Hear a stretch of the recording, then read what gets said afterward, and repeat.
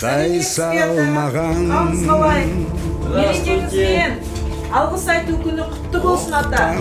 Деніңіз сау болсын, аман болыңыз. Алғысым шексіз сізге. Наше поколение, подрастающее поколение, выражает вам большую благодарность за ваш подвиг во время Великой Отечественной войны. Спасибо. Денің сау болсын. Құдайым сақтап жүрсін өсебер. Жүзгешейін, жазмашейін.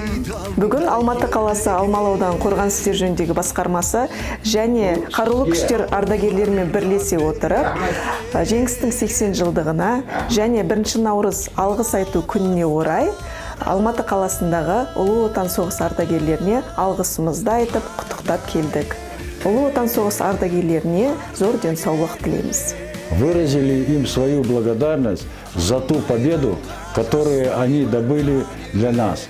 Ветераны были очень рады, когда нас встречали, они аж прослезились и были очень благодарны за то, что мы, нынешнее поколение, не забывает о них, постоянно навещают и благодарит за ту победу, которую они принесли.